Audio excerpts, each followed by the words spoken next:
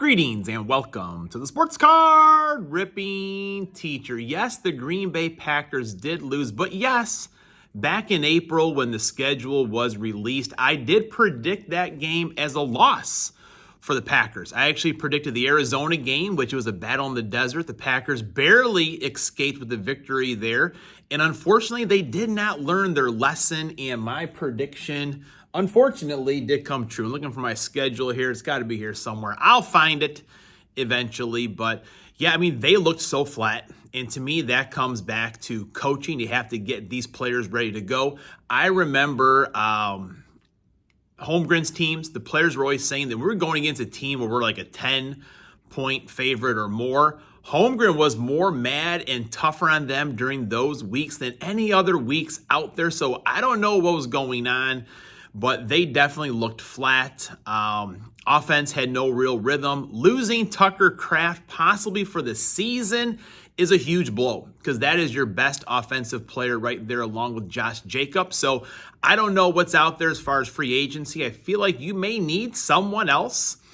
Another running back to kind of go along with Josh Jacobs, kind of take the load off of him because you're going to a running team now. I don't know who else is out there. Cole Kmet would be a great one, but the Bears, they're not going to be trading him, that's for sure. And the defense, they played well. They only gave up to 16 points. You should be able to win. So, disappointing game. They should have found a way to pull that one out. What am I going to say? Nothing else. It stinks. But we're on to Philadelphia. So, Nikki, 2 times. We were talking a little bit here. So, I'll be in touch with you, my friend, here. All right, this week's lesson plan.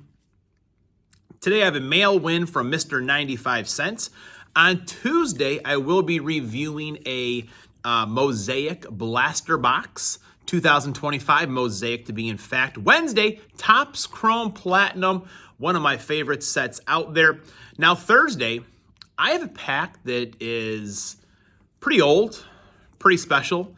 And I don't know if it's ever been opened on YouTube before. So if this pack doesn't get me to 1 million followers, 1 million watches, I don't know if anything else will. The whole thing's got to be rigged if this doesn't do it. You're not going to want to miss Thursday. I'm so excited. I wish today was Thursday, in fact. And on Friday, we'll go downtown hunting. All right, class is in session. Today is Monday, November 3rd, 2025, lesson number 56. I think on Friday I said lesson number 25, but the numbers get going in my head like that, but I don't stop. But lesson number 56 goes out to Mr. 95 Cents. Honestly, my favorite on YouTube.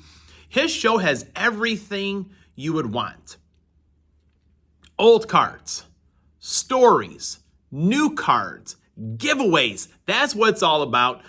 For me, I feel like kind of the backbone of my channel is the number of the day here, short little stories about the cards, because we've seen all the cards before. And I like the personality. And Mr. 95 Cents, I love all of his stories. Seems some of those old cards of the past. So Mr. 95 Cents, keep up the good work. And if anyone should be way over 1,000 subs, it should be him. So if you're not familiar with 95 Cents, you must not be listening to me. But go and give Daryl a sub.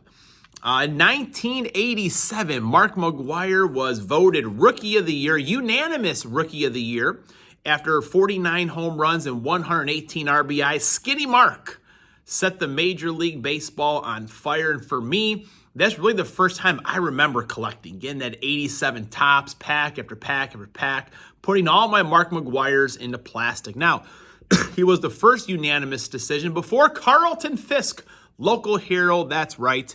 And in 1908, Bronco Nagurski was born. What a name, Bronco Nagurski. College and NFL Hall of Famer. Barry, he was talking about great sports names the other day. I'm putting Bronco in that list. Let's check out now the mail from Mr. 95 Cents. All right, we're back. So my boys, they always know we're getting mail from 2 people, Mr. 95 Cents and Greg Clark of Glove and Beyond TV. But Greg sent me something else again the other day. I'm yet to open it, but I can't believe that after that huge rack he just sent to send one more thing. So thank you as always. Let's see. You always get a nice note from Daryl. I do need to watch his Saturday video still. having Gus in the house now, our foster dog, which I'm fully aware Shelly's probably going to adopt this dog. I know she is. He is a really good dog, but it's just kind of all hands are on deck again. He doesn't just lay around like Riggins does. So thank you, Daryl, for the nice note. And the victory was a pack of Score a Treat, and we had so much fun in the classroom on Friday. We had a pack battle. We opened up some Score a Treat and some Haunted Hoops, and the Haunted Hoops were pretty good. We had a numbered card. Who was it of? It was a decent player.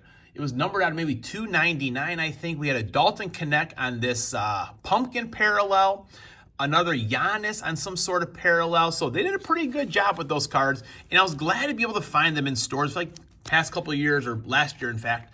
People just buying them and ripping them all, so it's kind of nice to find them in stores still. They served a great purpose on Halloween. All right, Ernie Banks, let's play 2. I saw Andy Zadek. He was showing 2 autographs of everything the other day in his horror special. Beautiful Ernie Banks. Ron Santo. This is a set that I'm still working on. And as I kind of modify a lot of my collecting, Topps Chrome Platinum's always going to be a set that I collect as long as they still make it. We got another Ernie Banks right there. Upper Deck Legends. Upper Deck 100% knows what they are doing. And I miss them. Ooh, that's a numbered as well. Look at that. 144 out of 1,999. Beauty of a card. This one must have been way back in the warehouse. Look at those stats. Look at those stats right there.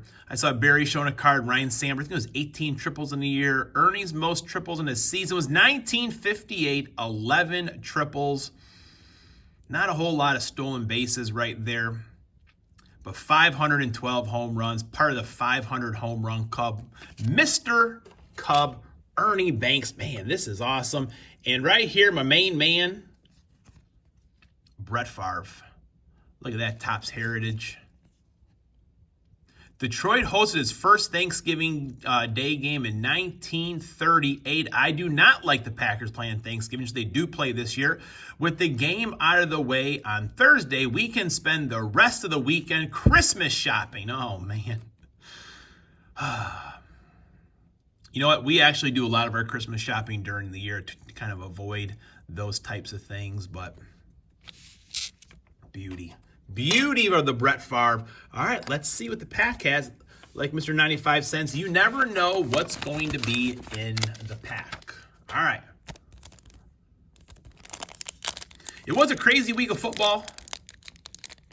That Chiefs and Bills game, that was definitely an entertaining one. Surprised that the Vikings won, in fact. A.J. Brown.